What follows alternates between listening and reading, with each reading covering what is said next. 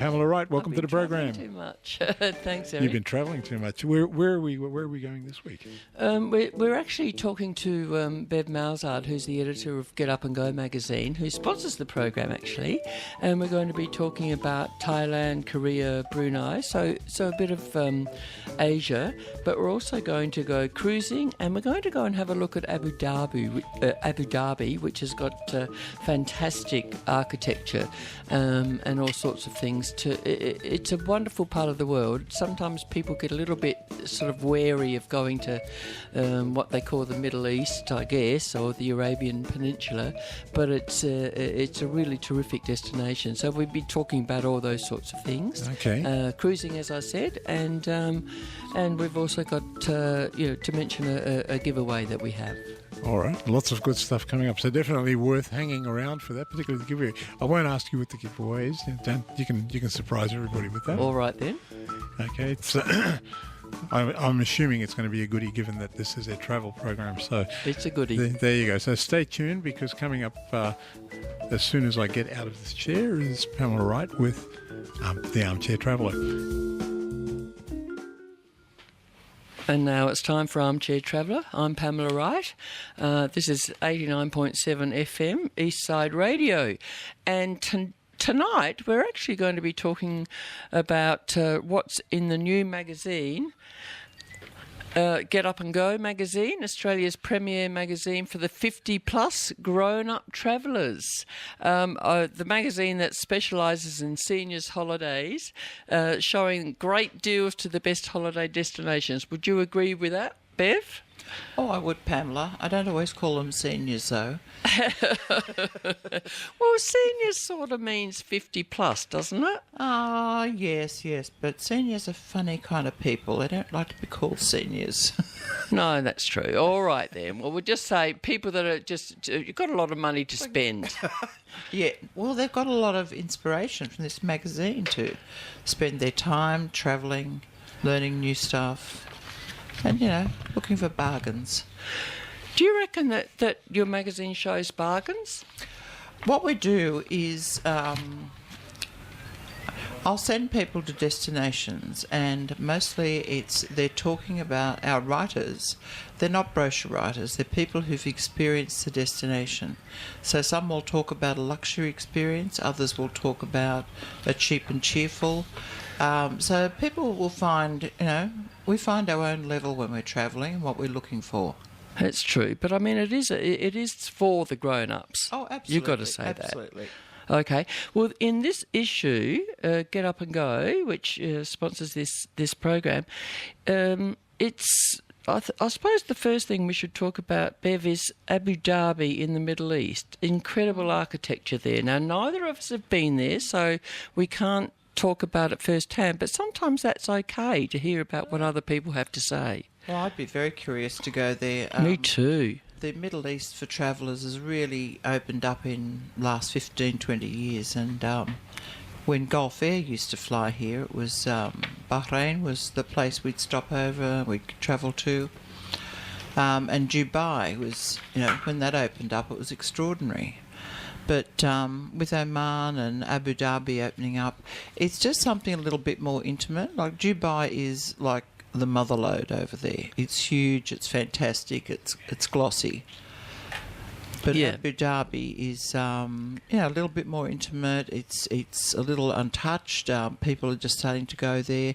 It's got a lot of traditional aspects still, but it's got this most extraordinary vision for the future. There's a place, Saadiyat Island, and it is the cultural precinct, and not a lot has been done there yet. But by 2018, it's going to knock the world on its socks. It currently has this it's not actually a leaning tower of Abu Dhabi. The leaning building, it's called the Gateway, this extraordinary suite that has won some sort of Guinness record. But it's bold and exciting architecture there. Yeah.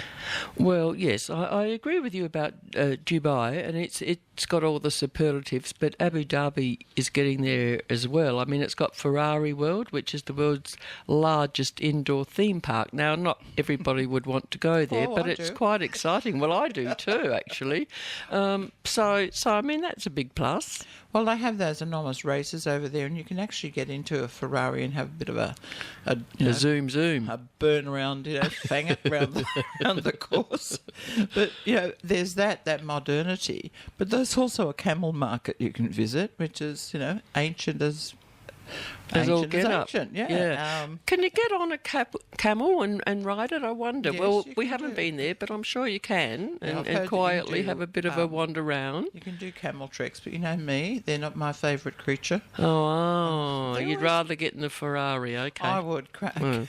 They're not as cranky as camels. Yeah, and they can't talk back.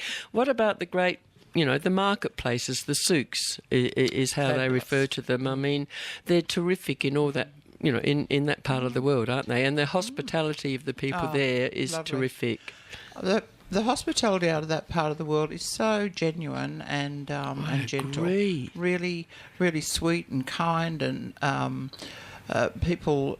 Once they meet you, they want to sit with you and drink tea and talk.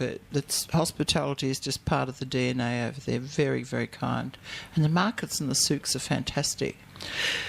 Okay, well let's say, what would you get there? You get gold, you get food, you get everything really. It's a real conglomeration, isn't it? No, you get a lot of really nice cotton goods because in that part of the world they call themselves the centre of the world, and just think how close they are to India and all that northern region where all those fabrics come from.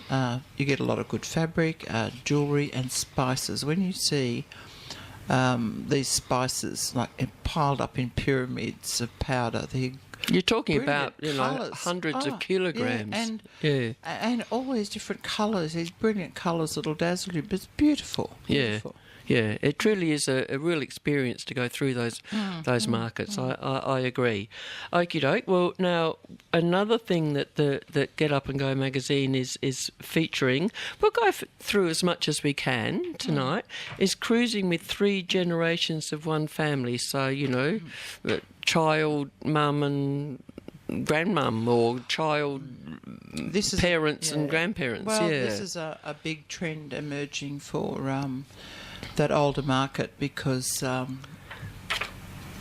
they can travel on ships. Cruises are fantastic for this because there's something for everyone to do.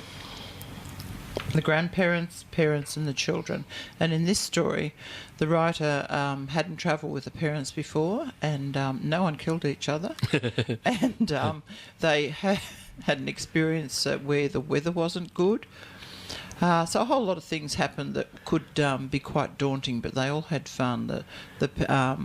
The older people, the main parents, they went dancing of a night time at the casino. They got dressed up. The mother of the children, she could relax, she could blow around the pool, she could swim, and the kids had kids club.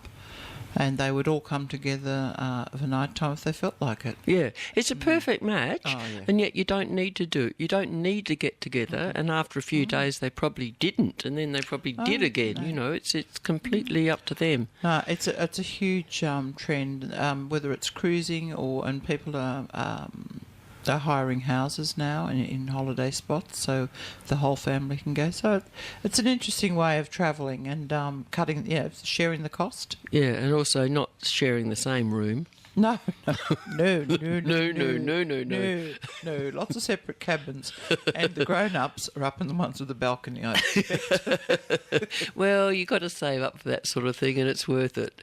I know that years ago you didn't particularly feel that inclined to go cruising, but of late you've realised that it's a great way to see some things in a leisurely way, and it truly is. I mean, it depends on the destination to a degree. And it's changed a lot. The sort of ships you've got are just extraordinary. True. There's so much.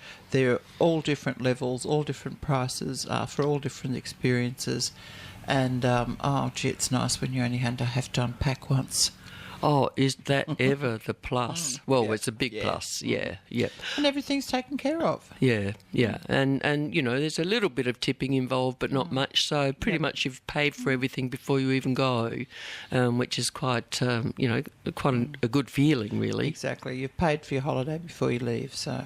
Yeah, We're both a bit croaky today, aren't we? we are. I'm very croaky. I'm sorry about that, but I think it's in the air. It is in the air. It's a Sydney winter. It's a Sydney winter. Okay, let's have a little bit of music and we'll come back and talk about all sorts of other things that are in Get Up and Go magazine, which is the premier magazine for the 50-plus grown-up travellers, Bev puts it, and I think that's a great way to put it.